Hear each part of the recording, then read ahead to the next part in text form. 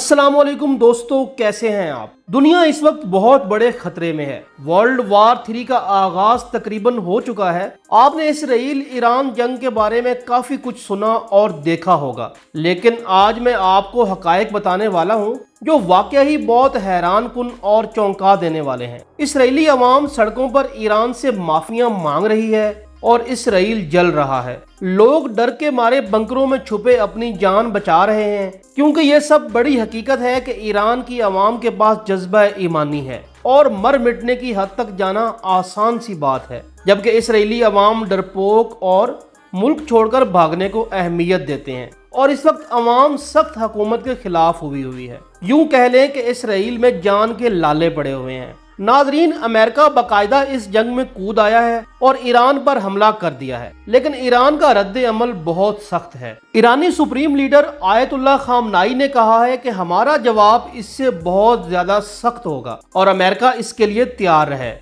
Iran न झुक रहा है न डर रहा है, बल्कि जज्बा ईमानी लिए दुश्मन को पूरी कुव्वत से ललकार रहा है। आखिरकार ईरान के पास ऐसा कौन सा हथियार है जिससे पूरी दुनिया डर रही है, जिससे पूरी दुनिया मुतासिर हो सकती है। अमेरिका के ईरान पर हमले के मुतालिक पाकिस्तान, सऊदीया, तुर्की, रूस और दीगर मुस्लिम ममालिक ने क्या बयान दिया, दोनों ममालिक का नुकसान कितना हुआ और जंग से भागना कौन चाह रहा है, ये सब आपको बताऊंगा इस वीडियो में। अगर आप चाहते हैं कि दुनिया में सच, तारीख और हकायक की रोशनी फैलती रहे तो हमारे चैनल वर्ल्ड एक्सप्लोरर को लाजमी सब्सक्राइब करें और बेल आइकन को प्रेस कर दें। वीडियो को लाइक करें और अपनी राय कमेंट्स में जरूर दें। ये पूरी दुनिया के अमन का इम्तिहान है। ये कहानी है ईरान और इसराइल की एक ऐसी जंग जिसका धमाका पूरे मशरक़े वुस्ता को हिला सकता है। दुश्मनी की ये आग नई नहीं। ईरान इसराइल को एक नाजायज रियासत मानता है, जबकि इसराइल ईरान को एक न्यूक्लियर खतरा समझता है।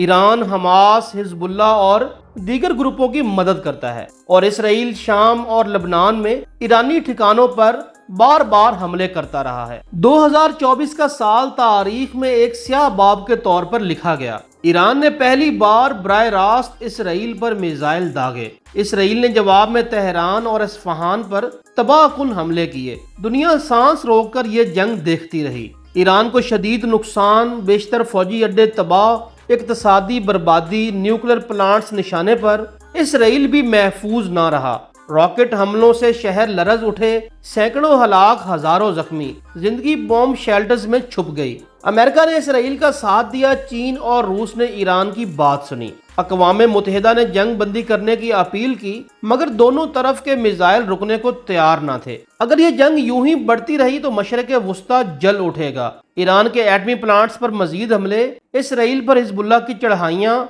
और हो सकता है एक आलमी जंग की शुरुआत हो जाए। ये वक्त है रुकने का, ये वक्त है बातचीत का, वरना आने वाली नस्लें सिर्फ राख में सच तलाश करेंगी। प्यारे दोस्तों, ईरान के पास एक ऐसा अहम हथियार है जिसका असर ना सिर्फ इसराइल बल्कि पूरे एशिया पर हो सकता है। और वो अहम हथियार कौन सा है, इसका जिक्र हम आगे जाकर करते हैं। सबसे पहले हुआ क्या और हुआ क्यों। हमास, हिजबुल्लाह और हौतीज, इन सब को ईरान फंडिंग करता है और ये सब मिलकर इसराइल पर हमला करते हैं। लेकिन इस दफा इसराइल ने कुछ हटकर किया जो पिछले 30 सालों में नहीं हुआ, और वो ईरान पर डायरेक्ट हमला। 13 जून को इसराइल ने ईरान के न्यूक्लियर इंफ्रास्ट्रक्चर को टारगेट किया, ऑयल और गैस रिजर्व को डिस्ट्रॉय किया। ईरान के न्यूक्लियर साइंसदान और मिलिट्री लीडर्स को मोसाद ने निशाना बनाया। ईरान इसराइल के खिलाफ प्रॉक्सी वार चलाता है। हिजबुल्लाह, हमास और हौतीज इनको भी फंडिंग करता रहता है। जो देश प्रॉक्सीज के जरिए इसराइल की नाक में दम कर सकता है वो खुद कितना खतरनाक होगा, ये आपने कमेंट करके जरूर बताना है। ईरान भी चुप बैठने वालों में से नहीं है, वो भी खुद डायरेक्ट इस जंग में उतर आया है और इसराइल के खिलाफ ऑपरेशन लॉन्च कर दिया है। ईरान ने इसराइल पर बैलिस्टिक और हाइपरसोनिक मिसाइलों की बारिश कर दी। तल अबीब और यरूशलेम जैसे शहरों को निशाना बनाया। इसराइल में दुनिया का बेहतरीन डिफेंस सिस्टम आयरन डोम भी ये सारे मिसाइल रोकने में नाकाम रहा। इससे इसराइल के सैकड़ों लोग अपनी जान से हाथ धो बैठे। काफी बड़ी तादाद में इंफ्रास्ट्रक्चर का भी नुकसान हुआ है और यूं कह लें कि इस वक्त इसराइल जल रहा है।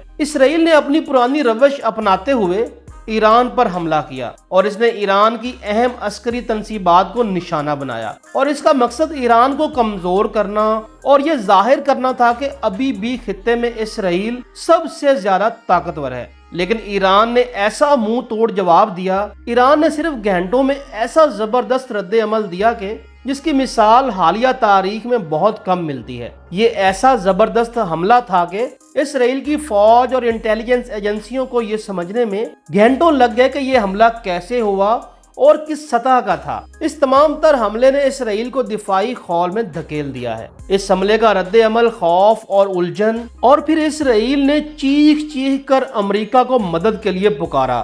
وہی امریکہ جو چند روز قبل دنیا کو دھمکی دے رہا تھا کہ اگر ایران نے کچھ کیا تو ہم ایسا رد عمل دیں گے جو تاریخ نے کبھی نہیں دیکھا ہوگا، مگر اب وہی امریکہ، وہی ڈونلڈ ٹرمپ یہ وضاحتیں دے رہے ہیں ہم اس حملے میں ملوث نہیں تھے، اور ایران سے درخواست کی جا رہی ہے کہ ہم پر ایسا حملہ نہ کیا جائے جیسا اسرائیل پر کیا تھا۔ یہ وہی ٹرمپ ہے جو کل تک کہہ رہا تھا کہ ایران کو مذاکرات کی میز پر آ جانا چاہیے، ایران کو سرنڈر کر دینا چاہیے، ورنہ میرے دوست نیتن یاہو کو میں روک نہیں سکوں گا اور وہ کچھ بھی کر دے گا۔ مگر جب ایران نے اسرائیل پر حملہ کیا تو وہ امریکہ سے پاگلوں کی طرح مدد مانگ رہا ہے۔ امریکہ جو خود اس وقت اندرونی انتشار، مالی بحران اور عالمی تنہائی کا شکار ہے، اب وہ اسرائیل کی جنگ اپنے سر لینے سے کترا رہا ہے، بالکل اسی طرح جس طرح یوکرین کو جنگ میں دھکیل کر خود امریکہ پیچھے ہٹ گیا تھا، اب اسی طرح اسرائیل کو جنگ میں دھکیل کر خود بھاگ رہا ہے۔ امریکہ کی جنگ سے بھاگنے کی اور یہ ساری قیاس آرائیاں آج سے 24 گھنٹے پہلے تک کی تھیں، لیکن ابھی کیا ہوا ہے کہ امن کی بات کرتے کرتے امریکہ نے ایران پر حملہ کر دیا ہے، جس کی مذمت کافی ممالک کر رہے ہیں۔ پاکستان، سعودیہ عرب، روس اور ترکی نے اس کی بہت زیادہ مذمت کی ہے کہ امریکہ نے یہ غلط کیا ہے، لیکن ایران نے اس کا بہت بڑا جواب دینے کی ٹھان لی ہے، اور اس حملے کے بعد ایران نے ایک بہت بڑا میزائل حملہ اسرائیل پر کر بھی دیا ہے۔ لیکن ایران کا کہنا ہے کہ امریکہ ہمارے ایک بہت بڑے جواب کے لیے تیار رہے۔ ایران کے پاس ایک ایسا اہم ہتھیار جس کا اثر نہ صرف اسرائیل بلکہ پورے ایشیا پر ہو سکتا ہے، اور وہ اہم ہتھیار ہے پانی، اسٹریٹ آف ہارمز، جس سے 3000 سے زیادہ کمرشل شپ ہر مہینے آئل اور نیچرل گیس گولف کنٹری سے پوری دنیا میں پہنچاتے ہیں، اور اس پانی کو کنٹرول کرتا ہے ایران، اور اسی کی وجہ سے تیسری عالمی جنگ ہو سکتی ہے۔ آپ اسرائیل ایران جنگ کے بارے میں کیا رائے رکھتے ہیں، اور آپ اگلی ویڈیو کس ٹاپک پہ دیکھنا چاہتے ہیں، کامنٹ کر کے ضرور بتائیں۔ اسی کے ساتھ مجھے اجازت دیجیے، اللہ نگہبان۔